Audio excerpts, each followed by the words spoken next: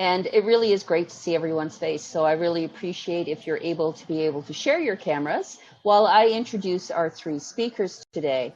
So we are joined, and just so that everyone knows, this was a session at our virtual conference last September, and as well as another webinar presentation. So we're absolutely thrilled to be able to welcome Elodie, Nicole, and Grace back for this event today. So Elodie Jacquet is the Manager of Knowledge and Practice at the Morris J. Wosk Centre for Dialogue. Among her accomplishments is a master's degree in global climate and energy policy from the University of London, UK, as well as helping to design and facilitate large citizen engagement process, such as the National Reconciliation Gatherings, the Citizens Dialogue on Canada's Energy Future, and Dialogues for the National Inquiry into Missing and Murdered Indigenous Women and Girls.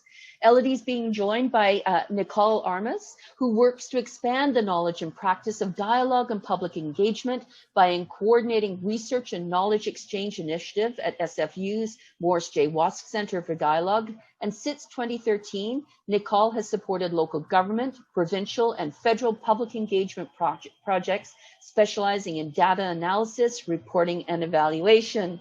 And Grace is joining Elodie and Nicole, and Grace has led the Centre's signature events and engagement projects with diverse partners from different levels of governments, civil society, organizations, and academic institutions.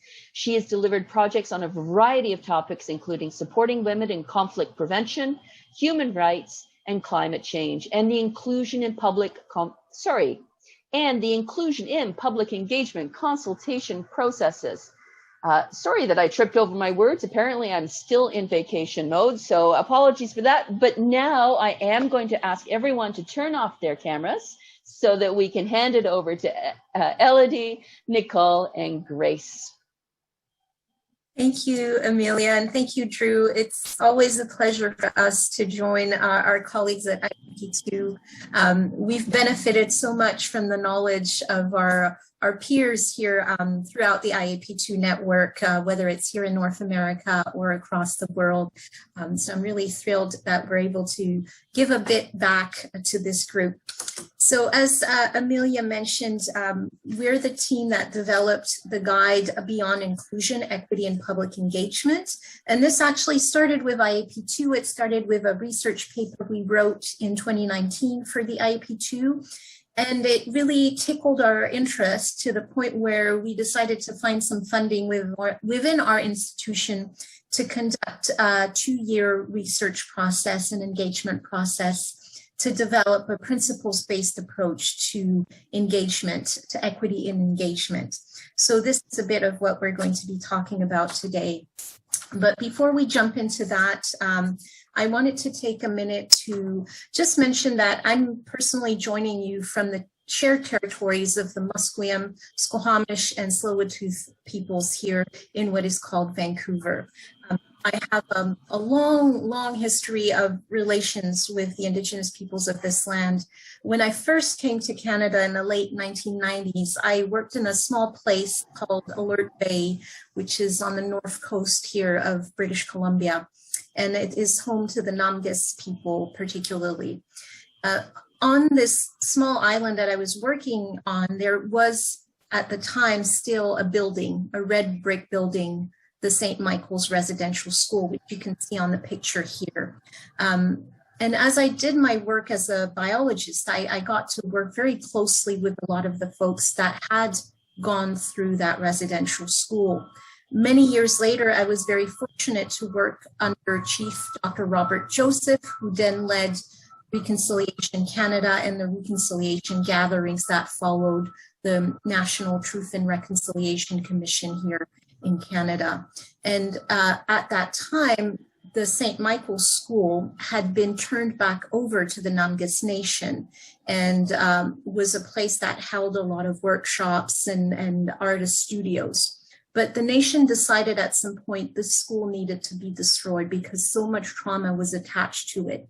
So on the picture here, you can see some of the folks who have been students at that school throwing rocks just as they were beginning to deconstruct this building.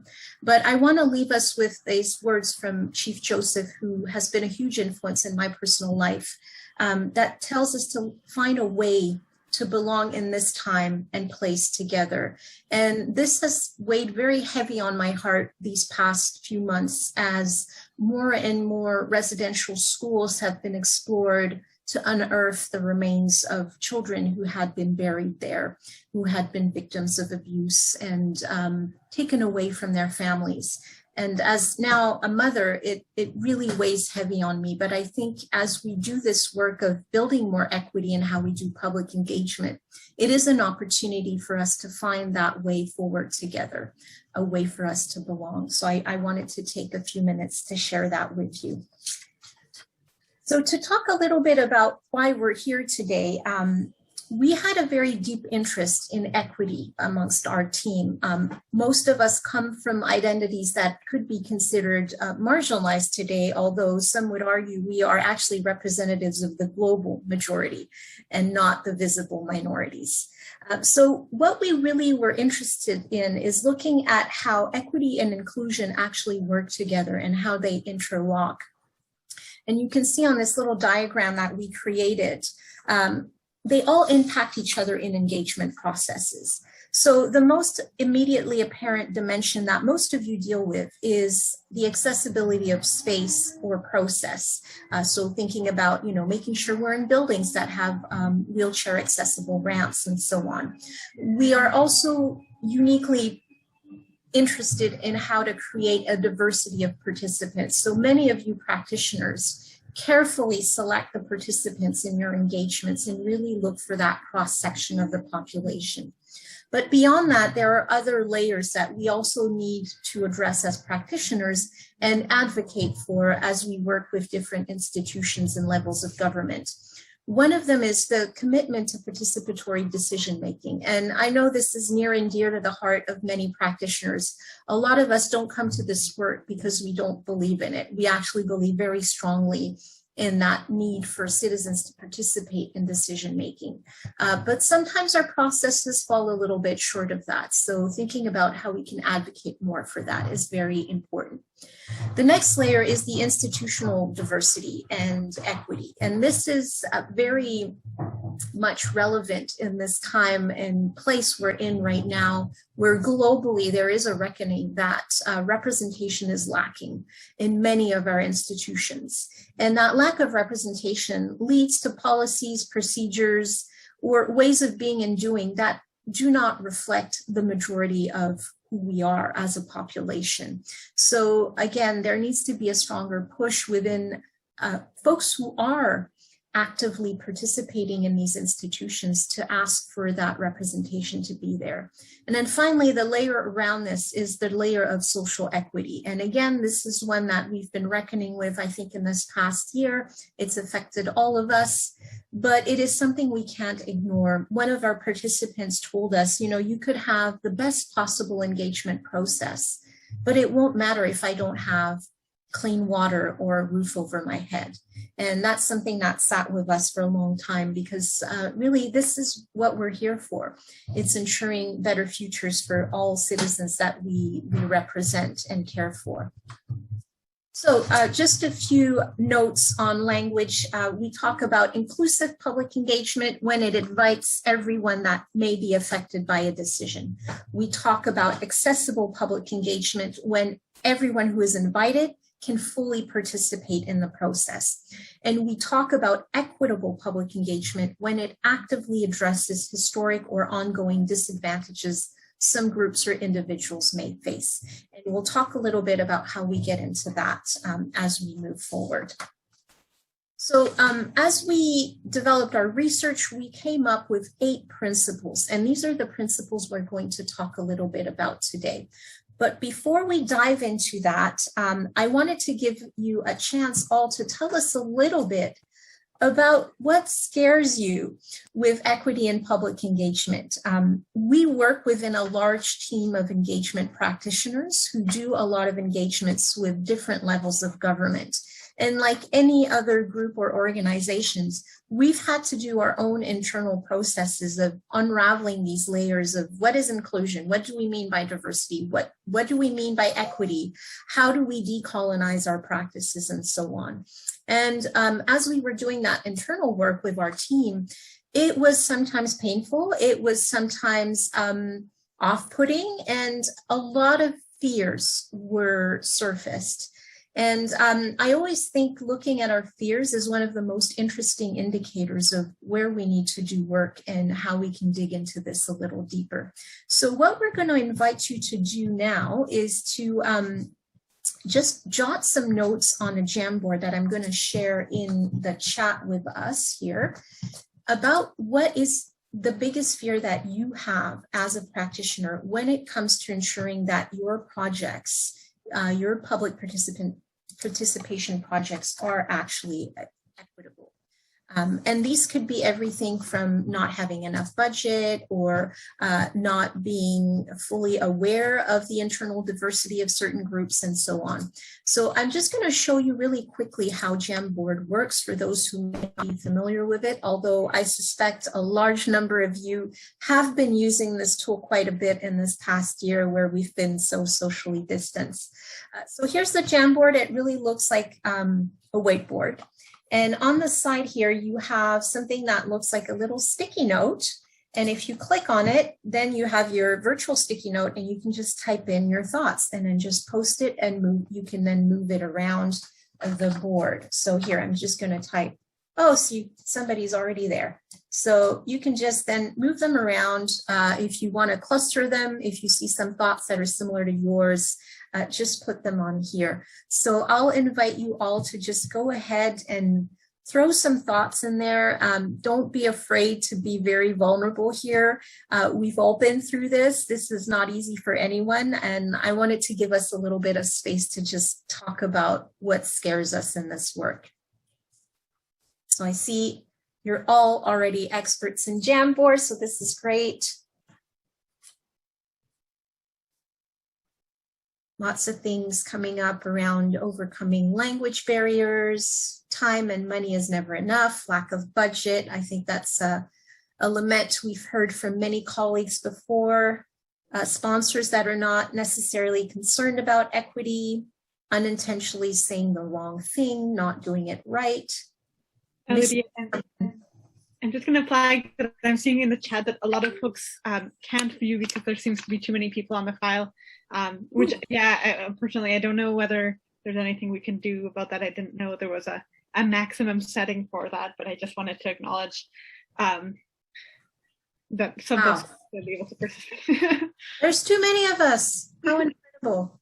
Maybe if you can put your comments on the chat, we can create the one of us can just add them in. Yeah, I had no idea we were limited. Here you go. We learn something new every day when we do virtual engagement. Look at that. Jamboard does have a limit, so there we go. Well, it's okay. We'll just make do with the chat and just add it in there. Yes, there are limits to technological tools. See, I miss my actual sticky notes that you could put on a wall and you didn't have any limits to people. I'm sure others are in the same position, missing that face to face. Here. Thanks for the folks who are open to sharing their fears here in a less anonymous way, but a lot echoing from what we see on the Jamboard too. And also, I have to say a big thank you to people that are sharing more information about where you can go to find technological limits. I think this is one of the nice things with these, Elodie. We get to learn, which is fantastic. See? So thank you. This is why we do this, so we get tips from other folks. This is amazing.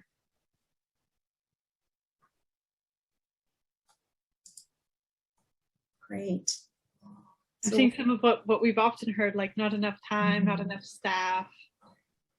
These were things that often came up when we were doing the research as well. And some of the pages in our guide kind of explores how you can still uphold, values of inclusion and equity despite those barriers, which are very real. And definitely we can't reach our kind of gold standard of inclusion and equity when we do have those barriers, but there's ways that we can acknowledge it and prioritize and things like that, which we'll get into later on in our presentation.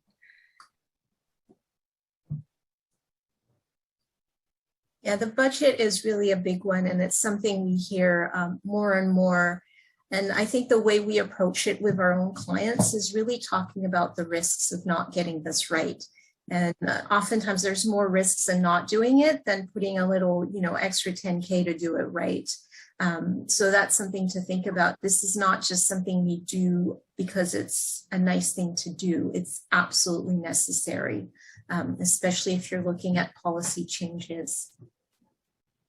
So while folks continue to populate the Jamboard, we'll share this Jamboard with folks as a PDF with the slides, and you'll get that from Drew at the end.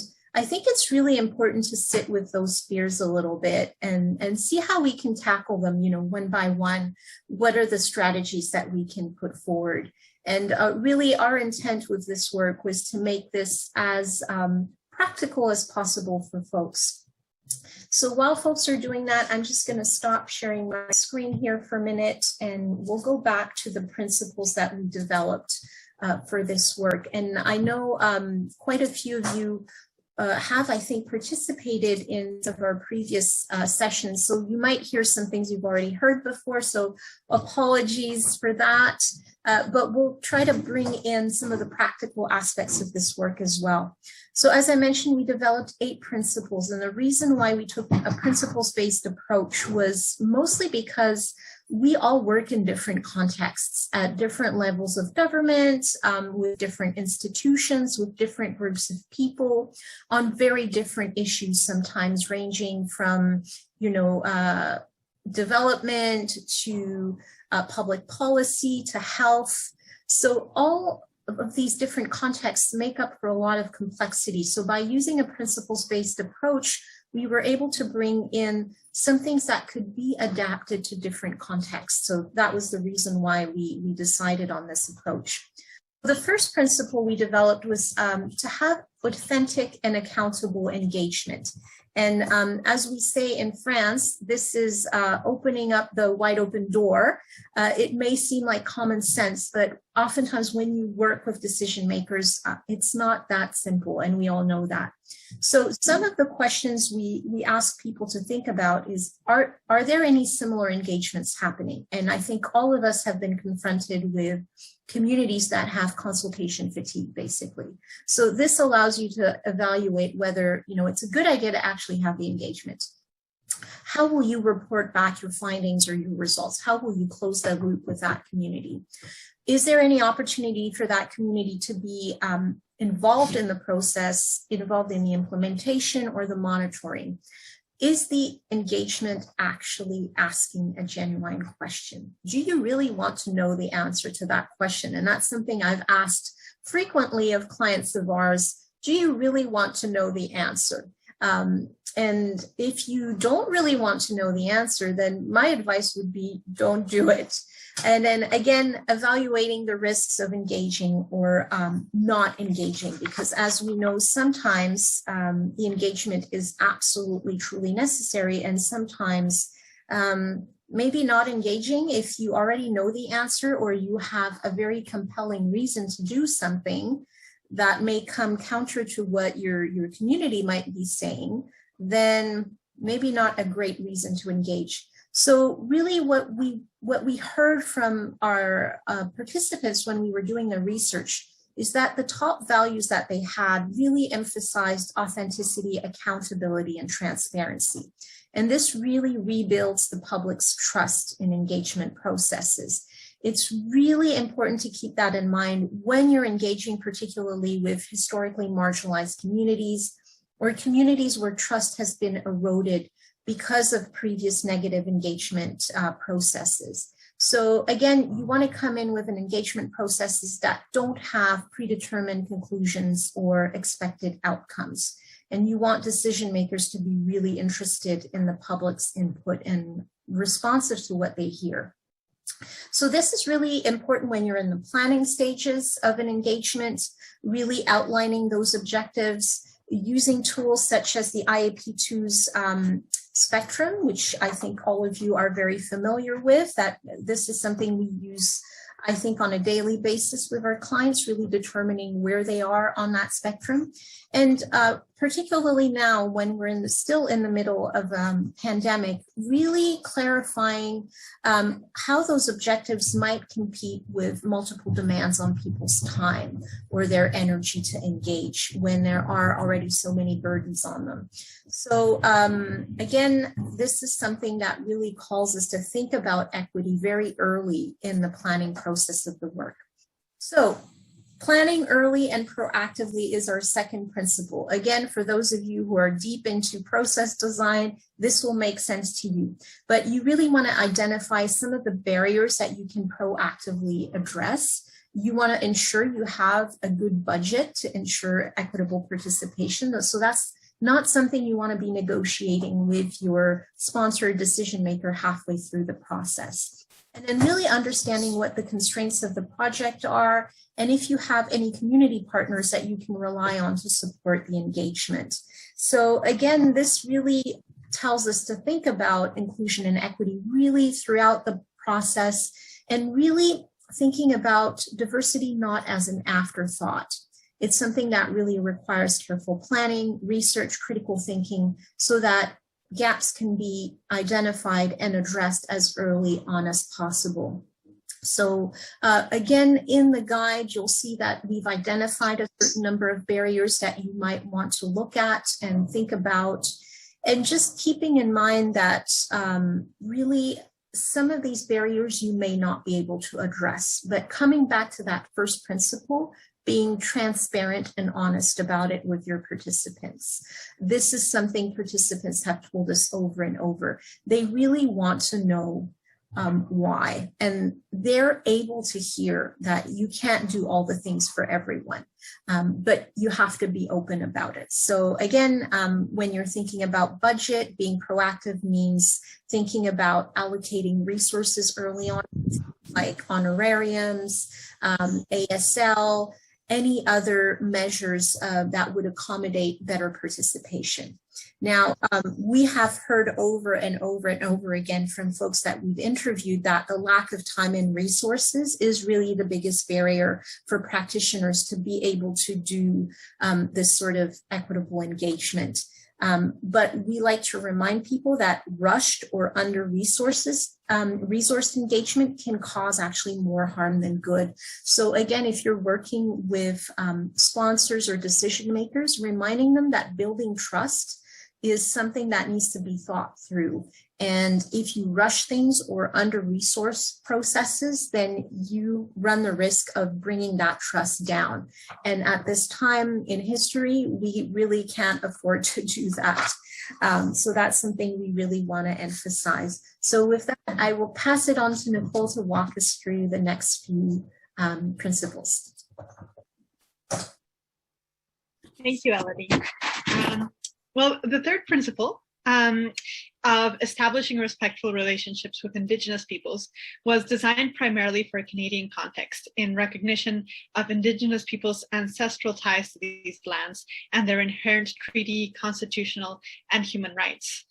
However, we are aware that many of you are joining us from outside of Canada. And so I would invite you to consider how this principle applies in your context. And it might differ a little bit, but especially if you are coming to us from another settler colonial state, such as in a country in North or South America, in the Caribbean, in Australasia, because many of these ideas will still be very relevant and may definitely connect to your context. So we know globally, the United Nations Declaration on the Rights of Indigenous Peoples has affirmed that Indigenous peoples hold an inherent right to self-determination, and that the free, prior, and informed consent of Indigenous peoples is required before the approval of legislation or projects affecting their rights, lands, territories, or other resources. Additionally, in Canada, Governments have a legal duty to consult Indigenous peoples around decisions that may affect their Aboriginal and treaty rights. Now, when we were making this guide, we realized that it was beyond the scope of our work to comment on the legal duty to consult or on the specifics of how UNDRIP should play out.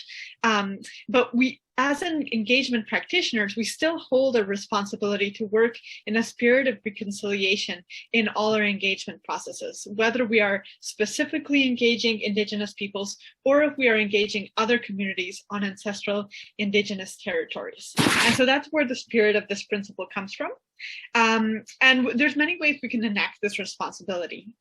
For instance, familiarizing ourselves with the land, history, culture, protocols, and governance structure of Indigenous communities on whose territories we're working. So that was something we were alluding to earlier today when we were including that in our land acknowledgements as well. But that comes from doing the work of knowing what land you are on and what communities are nearby. Also enacting cultural protocols, such as those land acknowledgements and sometimes elder openings, depending on what the protocols are in your area. Making time to build trusting personal relationships with Indigenous communities. Now, I don't know if this came up in the fears on our Jamboard, but I know that there is sometimes a sense of like, oh, how do we engage? How do we connect with Indigenous communities? And it all really starts with relationships. You really just need to pick up a phone, call the representatives of local communities, talk to people in person. It's a person-to-person relationship that is at the ground of really trusting and respectful and a relationship that can foster reconciliation. Ceding power and space to Indigenous people to lead engagements as organizers and facilitators, and different engagements will need that to different degrees. Prioritizing reciprocity. One participant in our research said that colonialism has a history of taking from Indigenous communities. And so when there's that layer of, wrongdoing and distrust, there is an importance to ensure our engagements are supporting Indigenous communities in economic, social, and cultural well-being, such as by working with local vendors, for example. Honoring and centering Indigenous knowledge and worldviews in our engagement processes and doing that in consultation. And building public awareness of Indigenous rights and the impacts of colonialism in relation to the topic of engagement. So you might include in your material that you send out to folks some facts and some information about how this topic has, intersected with a history of colonialism. For example, I work often in engagements around post-secondary institutions, and I've created a sheet that we include in the materials to prepare people to think about how UNDRIP, those rights of Indigenous peoples in relation to education and what is being said in different principles. So in our guide, we do include further information, resources, and examples of this principle. And we're working for folks internationally. We're working on a guide that's an international version of the guide that might include some more resources that are relevant outside of Canada. The fourth principle is to engage the internal diversity of a community. So this principle is particularly relevant when we're at the stage of stakeholder mapping for a project. And what it means is that while we often map different groups that we want to engage youth or women or newcomer Canadians, these identities are not isolated or fixed. They intersect and they affect one another. So, for example, my experience as a young Mexican woman will be very different than that of an older Mexican man who has a disability, even though we share the same ethnicity. And so when we're applying an intersectional approach to engagement, it means that we're taking these differences into account, and we want to hear from diverse members within a community. So diverse youth, diverse seniors, and so on. So some of you will likely be familiar with Gender-Based Analysis Plus. So this framework where this image comes from has been adopted by the federal government in Canada to explore how intersecting identities impact programs and policies they develop. GBA Plus encourages us to conduct further research and challenge our assumptions to understand how different participants may be affected differently by an engagement process and its outcomes. And if you are interested in learning more, there are a lot of online resources, free online resources that we link to in the guide that can definitely be used. Even if you're not based in Canada, they're very internationally applicable. When we're designing an engagement, we want to develop a strategic plan for recruitment. So you want to first identify what demographics are most relevant to the topic at hand. And this will be different between projects. So you can't necessarily just transplant your go-to list from one project to another. So for example, if you're engaging the queer community, you want to hear diverse voices and identities and experiences within that community. We did another project on housing. And so for that one, it was important to hear from both renters and owners and folks who just owned but weren't living there, landlords. And so it's very different with the kind of considerations that will be priorities in each project. And at the back of our guide, you'll find a list of some of the identities and experiences that you may want to consider in relation to your project. And in some projects, you might want to set a baseline goal for representation based on figures such as census data and go monitoring that over time, over the course of a project, asking folks who's missing from the room. Finally, when reporting findings, you can also practice an intersectional approach by disaggregating data. So that means highlighting the differences in perspectives between different communities. So you might say, you know, women in this engagement thought X and men thought Y, and there might be differences. Sometimes there aren't differences, but when there are differences in your survey data and so on, it's important to make those distinctions so that it's not coming across as like, these are the findings from the community, and you're not hearing, you know, this is a different experience for trans youth than it is for cis youth, you know. Principle 5 emphasizes the importance of working in reciprocal relationship with communities. So kind of as I was alluding to earlier in the Indigenous engagement, in our focus groups, we heard that trusting, respectful, and collaborative relationships are the foundation of equitable public engagement.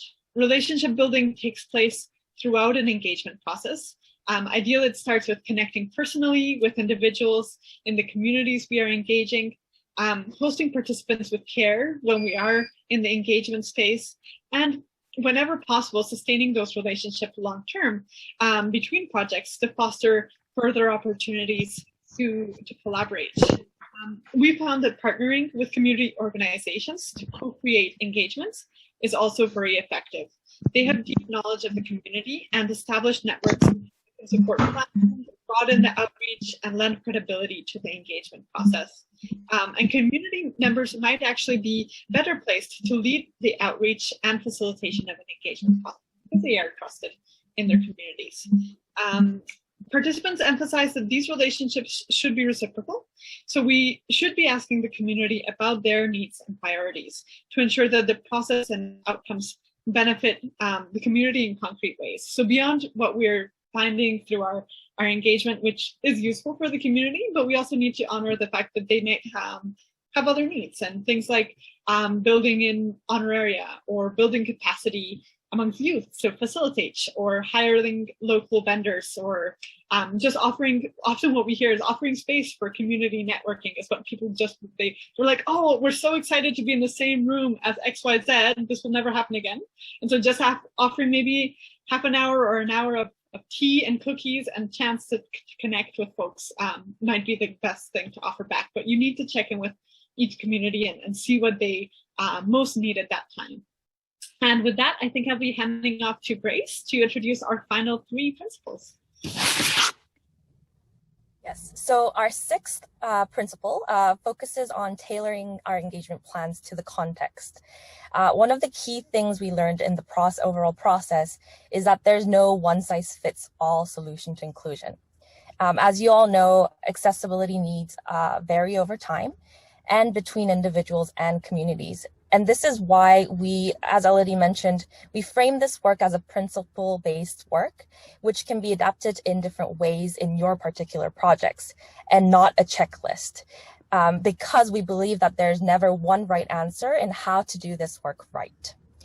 When we're planning the process design, it's important to have discussions with your community partners, ask participants what they need through pre-registration, Remain flexible to changing plans, which can be hard when you're, in a very fixed schedule, but just keeping in mind that that can happen as well. And as much as possible, offer and consider diverse ways to get involved. For example, with the restrictions of social distancing right now, we've moved a lot of our engagements to online. But adapting to this principle, we could think about different ways, depending on the audience, to engage different parts of the community in different ways. For example, through mail-outs or snail mail or telephone surveys and so on. Principle 7 asks us to, you can move to the next slide, commit to ongoing learning and improvement at an individual and organization level. It is important to acknowledge that we all have our own deep stories and experiences that make up who we are, that make up our worldviews, but also our biases.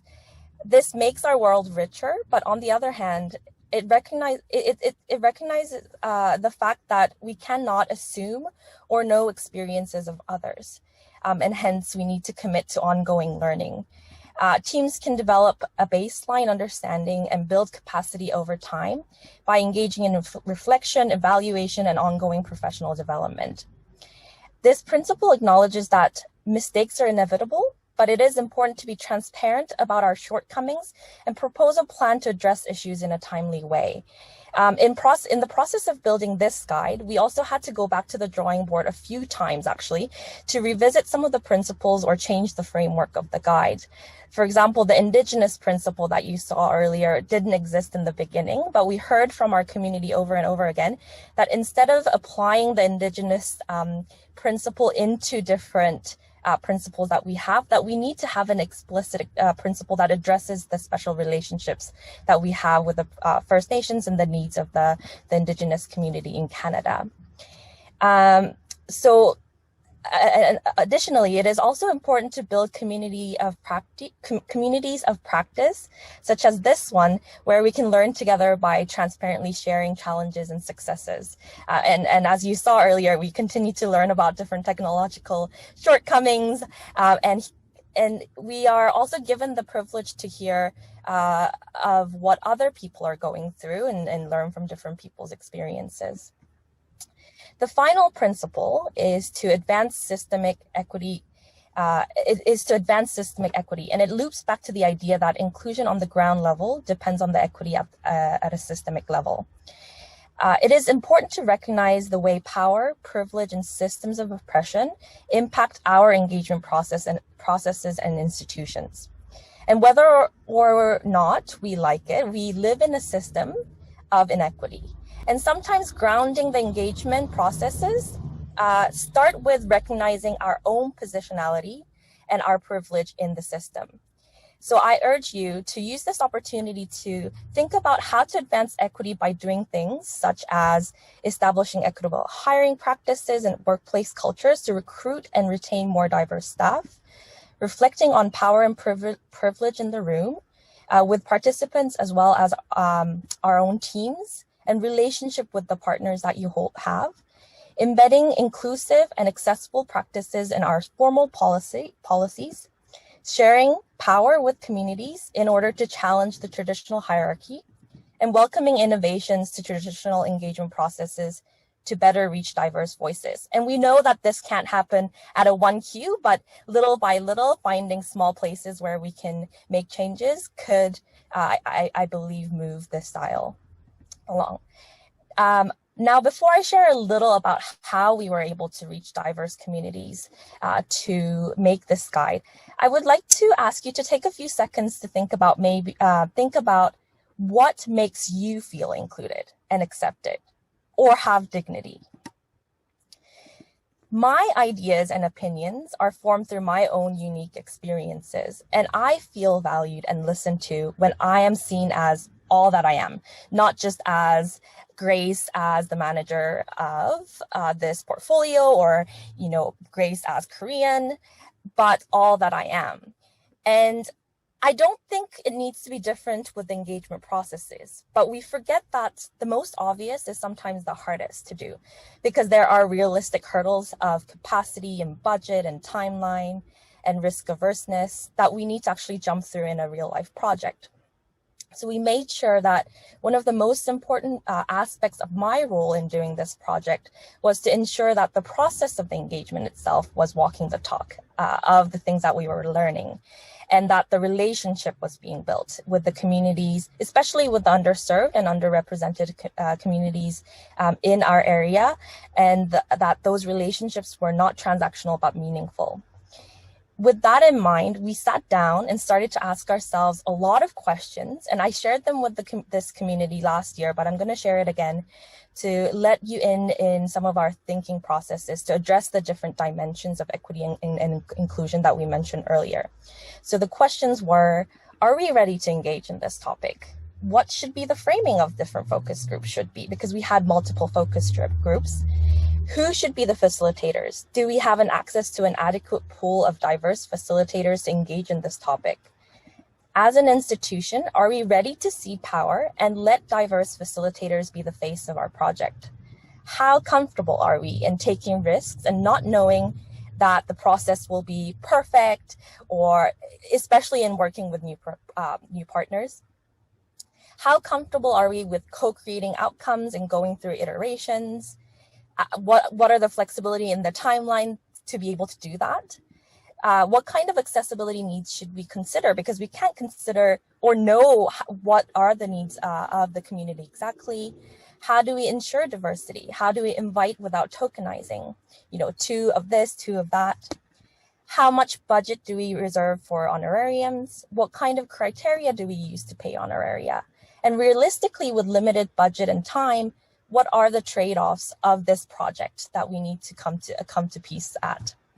And going through this process, we learned that the framing of a question and the process itself is as important as the outcome, as it defines the project.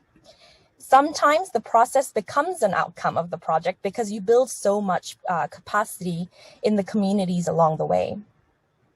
So I think because of that, sometimes the best question to ask ourselves for an equitable engagement is to ask ourselves, should we engage at all? You need to spend a lot of time in the beginning to define the right questions you're trying to ask, and ask yourself whether you are ready to engage on the topic. And I think for this reasons, specifically, this part of the project is also a really big part of the engagement itself, but we forget that this is part of the work. In this process, we were able to build a lot of relationships, and by now you probably realize that all of us were repeating the word relationship a lot. Relationship has become a key theme in this work, in the community, and constant, not by just meeting them once and having one meeting about what their priorities were, but constantly going back to them to co-create the process and asking them, is this the right framing? Is this the right question? Who's in your community that we need to have around the table? This process of co-creating the process really helped us diversify the participant pool, because the folks we engaged in the planning processes actually became the extension of our team to help do the outreaches, to make sure that those people came to the engagement when the day came, and actually came to the engagement itself and provided the accessibilities that the participants needed. And otherwise we wouldn't have be able to provide because of the limited resources or expertise. They also,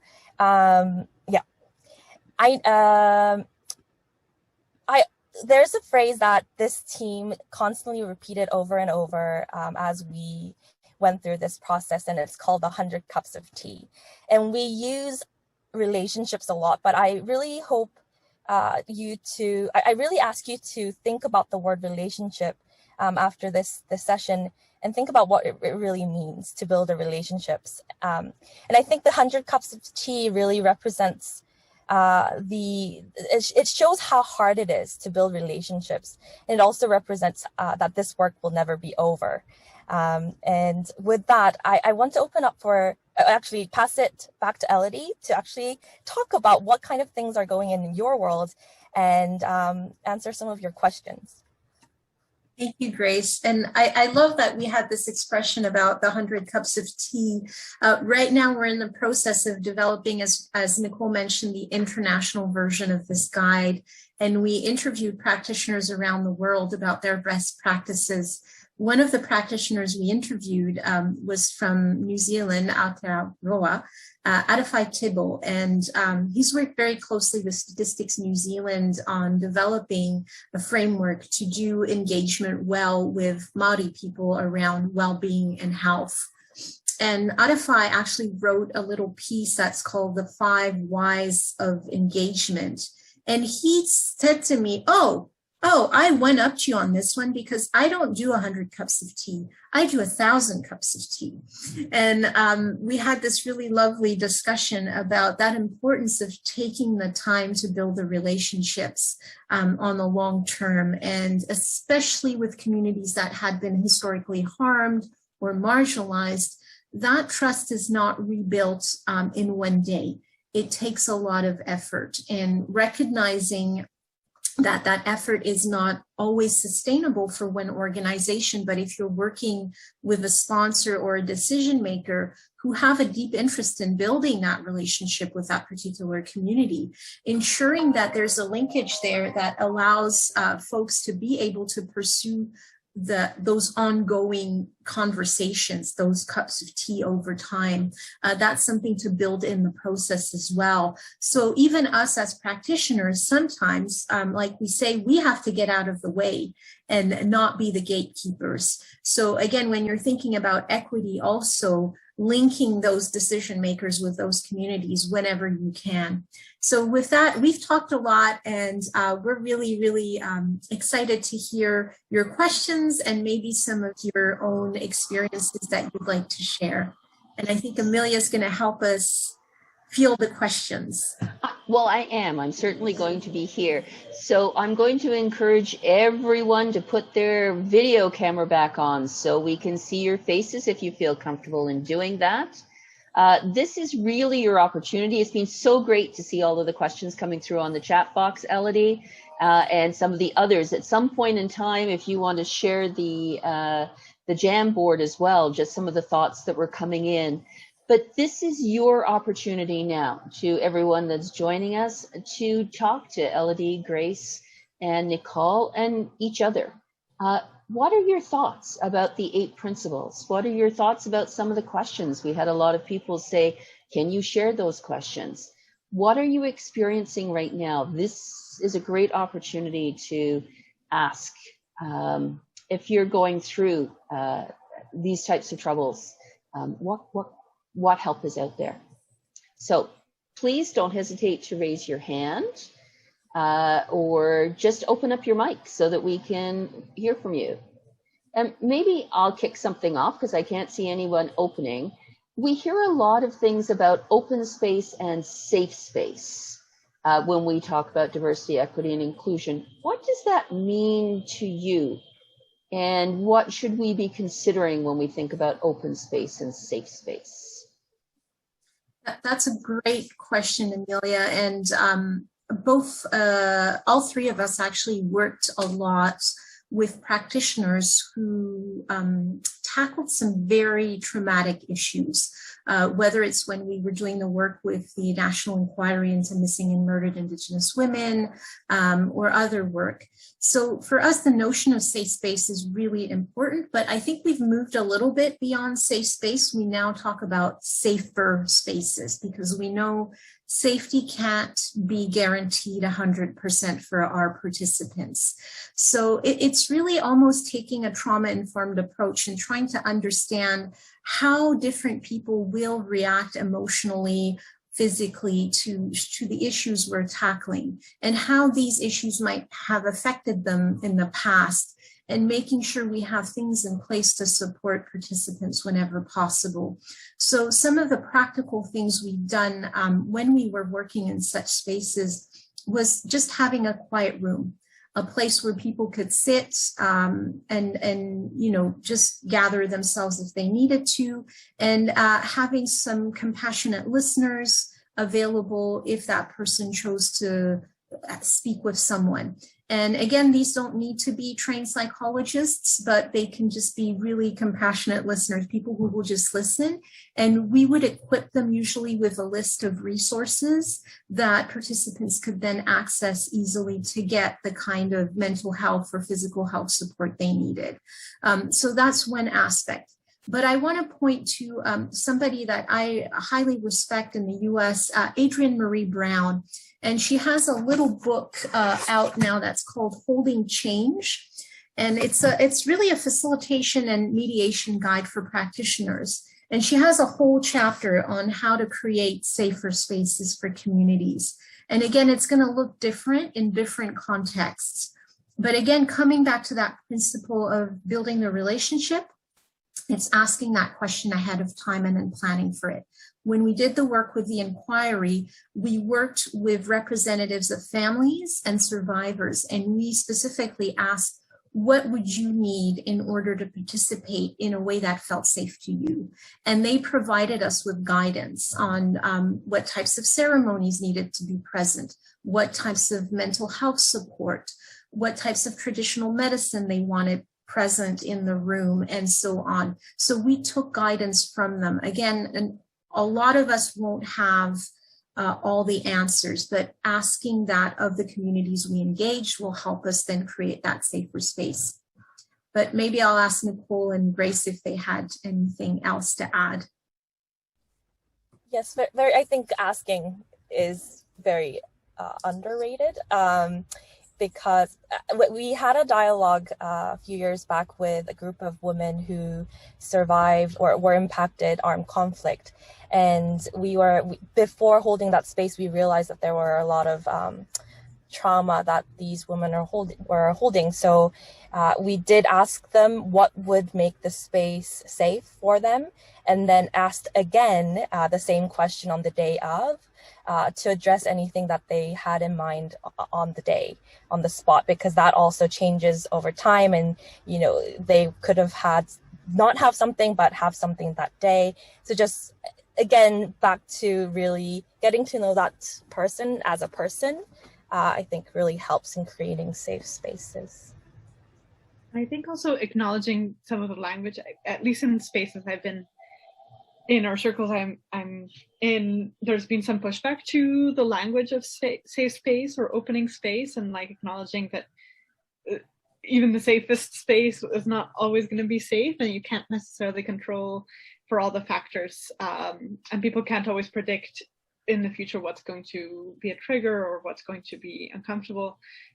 So I think also acknowledging that, and maybe even talking with the folks you're co-creating the engagement with about whether that's the best word to use in this space, whether that, you know, if you open a session and you say, we're going to create a safe space here today, maybe that will actually set some people off in the wrong way. And that's when community partners and having those relationships on the ground can really tip you off to, actually here we prefer to say accessible space, or we have these supports available to you, and you don't necessarily need to define the space as being safe. But yeah. And again, co-creating what the rules of engagement, or the, you know, the sort of, what is the container that you're creating for the engagement? So getting guidance from the community, what makes sense? What types of rules do we need to put in place? And how do we socialize that with our participants? So I know at the center, we're very careful about how we word those rules of engagement at the beginning of a session.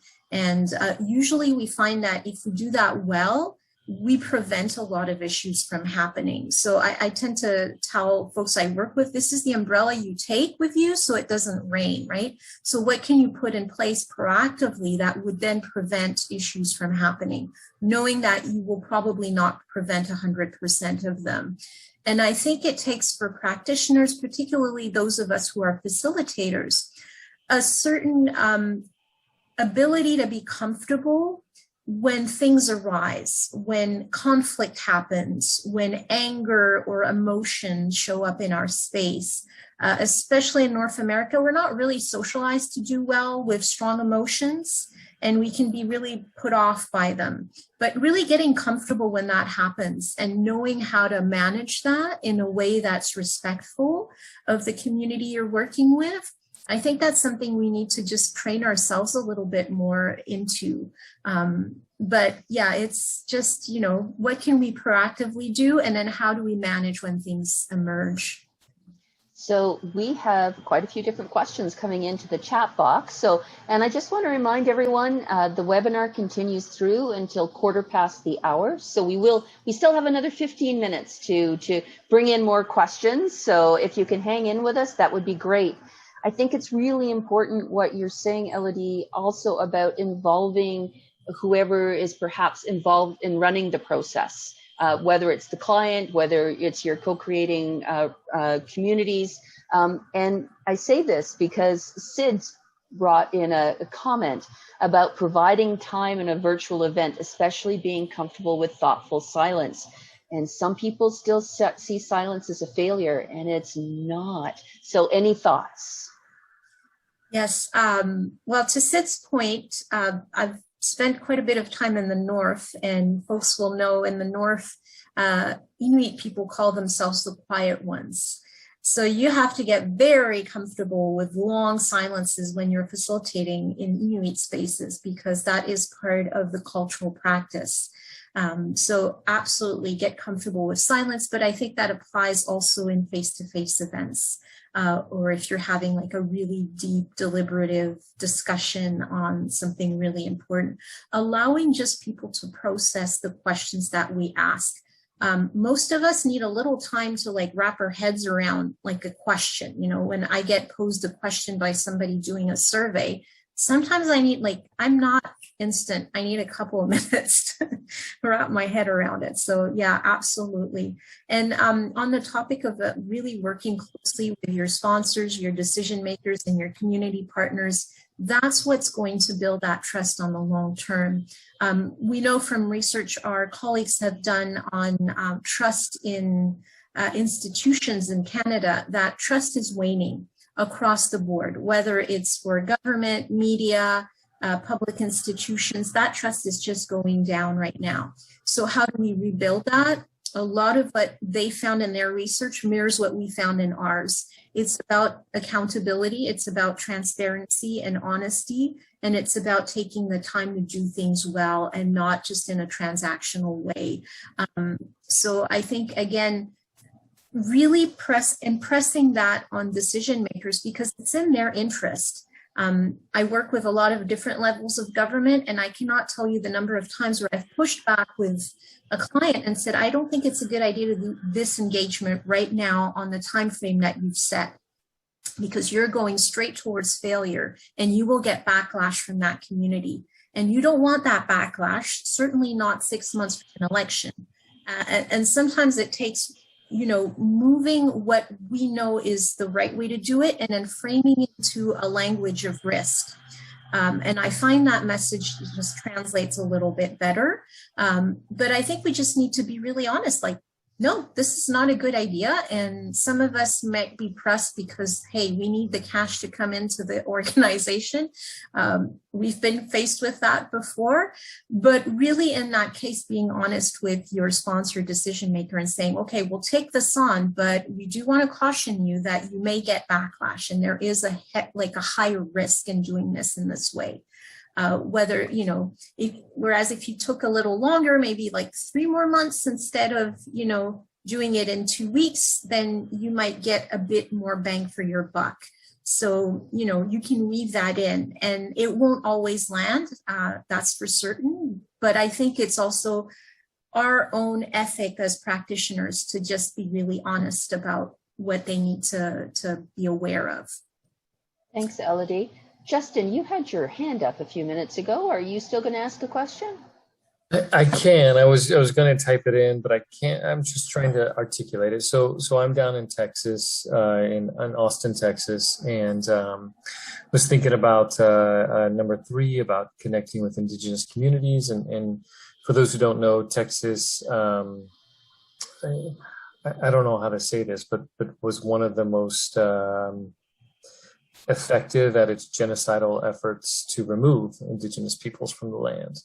So even when we make contacts with tribal representatives who represent Texas, they're often based in Oklahoma. So the question is hard to formulate, but we're often concerned about Black and brown bodies to the exclusion of indigenous, but even Asian and API community. So just trying to think about how, when the focus is so much on 1950s to present day, or in Austin's case 1920s to present day, how do we expand the conversation? And then as we struggle with land acknowledgement, as a white guy like me, if I'm going to be saying any kind of land acknowledgement, it feels purely performative.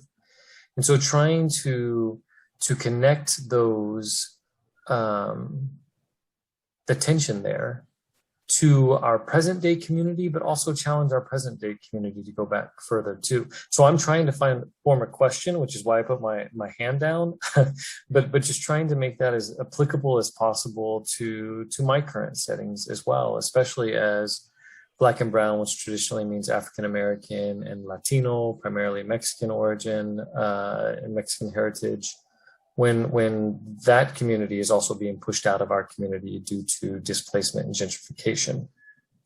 So there's just a little bit of complexity for me to not have a full question, but how to make that, because y'all still have the best resource. The Wosk Center still has the best resource. So I don't know where I'm going with this. So I'm going to mute myself and see if there's 3 words that you can say. Keep trying, Justin. Justin, I'm so glad you just voiced that tension, because I think it's a tension many of us hold, and including us. Like, I'm a settler here in Canada. I do come from marginalized identities, but I am a settler on stolen land. And that's a position that's sometimes very difficult to hold, especially because I do a lot of my work with Indigenous communities here. I think the first step is just saying, I'm holding this discomfort, I'm holding this tension with me. And because it has remained unsaid for such a long time, we've kind of like walked around the topic without really talking about it. And then suddenly now it's all out in the open, and we're all stumbling through this. I think this is something we need to acknowledge, whether it's, white settler folks or even brown folks like me. We're all stumbling through this. We're learning almost a new language right now around how to articulate these things, these tensions and these discussions that we need to have. I know somebody put on the board earlier, the fear of doing it wrong or saying the wrong thing.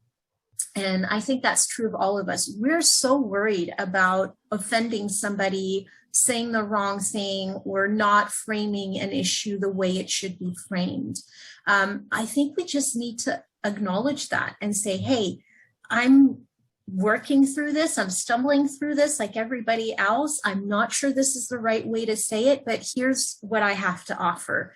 And I think that just helps, because then we can all have a laugh about it and say, hey, I have no idea what the young folks are saying now, and I'm not sure I understand their language, but how do we all work together to find common language at the end of the day? And for the reconciliation piece with Indigenous folks, I'm quite aware of what you're dealing with. I have friends down in Texas and some others in Arizona, so we've had a lot of discussions about this. One thing we did when we went to, I think, what was our last North American conference that was in person in North Carolina, if I'm not mistaken, Amelia, that was the last one we had in person. We were going to do a presentation on our work with the National Inquiry into missing and murdered Indigenous women. And we had one of our wonderful facilitators and researchers, Lindsay Heller, who is Indigenous herself, co-presenting with us. And what we did with Lindsay is we researched the area. We found out that we were on Indigenous land, and we reached out to that community. We sent a simple letter asking permission to come and do work on their land. And it was very simple, and we thought, you know, maybe nothing will come of this. So we sent the letter, and 2 weeks later, we got a phone call and a response that was just overwhelming. They were so happy that we had reached out to them. They came to the conference. They actually very gracefully offered to do an opening ceremony at the conference for us, a blessing. And then after the conference was over, they brought us to the community. We got a full tour. We had lots of discussion, and that relationship has continued on. So it's been 2 years now, and we're still in touch with them. We still interact and chat about engagements. So sometimes it's no more than that, just, you know, sending out a note and saying, hey, I don't know how to do this, but here's my attempt, and see where it lands. I would say, you know, 9 times out of 10, it actually lands really well. And then once in a while, you won't get a response. And that's something we have to live with. I tell people when we think about reconciliation or decolonization, or, you know, how we do this work in this world where there are a lot of racial tensions that go, you know, unspoken, we also have to acknowledge the fact that we are not owed a response or a forgiveness for a wrong that was done in the past, historically. So some of my work is in mediation with groups that have a lot of racial tensions. And what I tell people is it's like your personal relationship. Say you did something to your partner that wasn't great. Maybe your partner will forgive you, maybe not. Like, they don't have to. At the end of the day, if they choose to walk away, that's their right. So I think we also have to live with that as practitioners, that sometimes some of the work we do might be harmful and we might try to make it right, but we might not get that sort of closure at the end. And we have to be able to live with that and then move forward in, you know, as best as we can, and maybe take the learnings from that. So that's where that principle around ongoing learning comes in. Like, we can learn from those failures or those times where we did harm a community or someone, right? And learn from, oh, well, there's historically something here that's amiss. I mean, it's not your fault.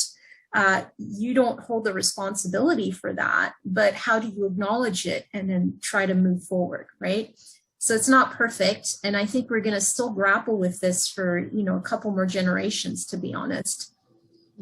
So I'm sorry, I'm going to jump in, Nicole, because I'd like to get one more question in, and we've only got 5 minutes left, but I'm hoping that you'll continue to provide a sort of insights. And what I've learned about these wonderful women is that they see your questions, and quite often they come back and still answer them if we haven't got to them. So thank you for being with me. So from Nancy, what about the diverse people most impacted by a project, for example, affordable workforce housing or major transit initiative, who do not live in the community yet? So how do we get an affluent community to care about a future or potential community members who are more diverse? I'm talking about a community with Black Lives Matter signs on their lawns that also fight every housing proposal that comes before the city. I think this is a great question, which is why I wanted to get it in there. I was actually gonna, I had seen that question and I was gonna link it to my thoughts to Justin as well, that I think one piece of that pie is the education part that can come in with public engagement. Like I thought with Justin's question, it was interesting that, you know, he's speaking about how there's always such a focus on Black and Brown bodies, but not necessarily thinking about Indigenous. And I know coming from being tied to the Mexican community here in Vancouver, there's the various levels of awareness of, amongst the Mexican immigrants of the Indigenous context here in Canada. For example, I've had, you know, my relatives and my friends coming and being like, oh, I heard this thing about residential schools, and you know, and I feel like it's similar to Nancy's question, where folks might know part of a story or some aspects of social justice issues that have come across their lives, but they don't know all of the context, and they're not necessarily thinking of future generations. They might know Black Lives Matter, but they don't understand how it ties into like housing policies that are being presented to them. And so I think as public engagement practitioners, we have such a great role as educators, which is where my background is and what my passion is, of using our tools of visual presentations, of really clear language, and using every engagement as an opportunity to teach people about the history of the land and the history or the social implications of these issues. Not everyone in a community are sociologists or policy planners, and they don't understand the ramifications of housing leads to X, Y, Z. And so I think helping to make those links for people in ways that are clear and not condescending, and not not trying to put judgment on them as like, oh, you don't know this, but I think being really clear and like, oh, these are considerations for us. And so we, in our engagements, we always try to include some really simple, not too many pages, but just really simple and concrete educational materials to help set the tone for the engagement. But yeah, I don't know if Elodie or Grace have something else to add.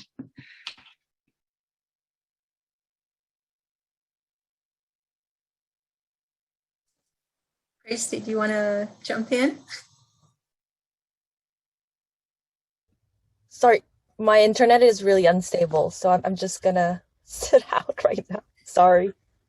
The wonders of being online. No, I think Nicole's right. And then the other thing we can also do is really sometimes those issues are not even known to our decision makers or the sponsors of the engagements we're part of. And simply sometimes bringing that to the table and saying, well, I know you're planning on engaging this neighborhood, but have you thought about, the transient people who may be part of this community? That how do we reach out to them? How do we engage them in that conversation as well? And just making sure that, all that diversity is actually represented, because sometimes it's just a matter of making it visible, what was not visible before. And I think that's a role we can definitely play. Well, Elodie, Nicole, and Grace, my apologies. I just lost my internet, so I had to quickly switch into another room and pick up the internet. So just before I say goodbye and close everything off, I just want to do a little quick promotion, if I may. And just a annual IAP2 North American virtual conference, which is going to be running September 13th through the 16th online. And we're just going to encourage you to visit our website so that you can get onto the American site and see about everything that's happening, and really just make plans to join us. So again, please think about joining us for the North American Conference. This is where this original presentation came from, and there's lots of exciting presentations that will be offered. So let IAP2 Canada, IAP2 USA, Australasia, anyone know, get hold of us if you are interested in joining us. It is on our website. So that's it for the promotional message. But really, there we go. So Elodie's saying thank you to everybody else.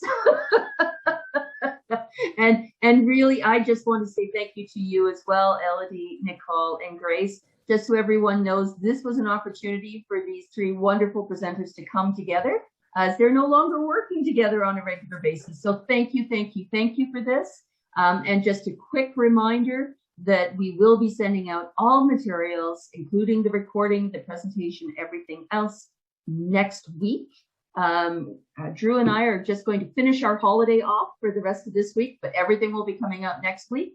And now I really just want to turn it over to Elodie, Nicole, and Grace. Any last thoughts before we sign off? Just a big thank you to everyone who made time for this today. We know you all have really busy lives, and with the pandemic, it's not easy.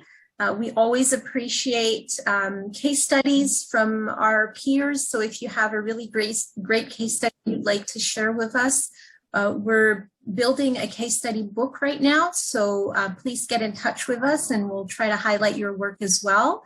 And as I mentioned, we'll be coming out with our international guide in a couple of months, probably. It's going to be taking some time to get it designed so it's pretty.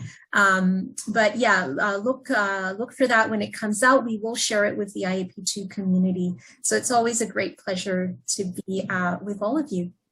Thank you. Nicole or Grace, any last words? No, just so thanks for being here, and thank you to all for joining us. Okay, and now I'm just going to ask you, can everyone wave? Because there's nothing better than seeing everyone wave. Yay! Thank you so much, everyone. We hope you enjoy the rest of your summer or winter if you're down in Australasia. And take care, and we'll talk to you again in September. All the very best. Bye-bye now.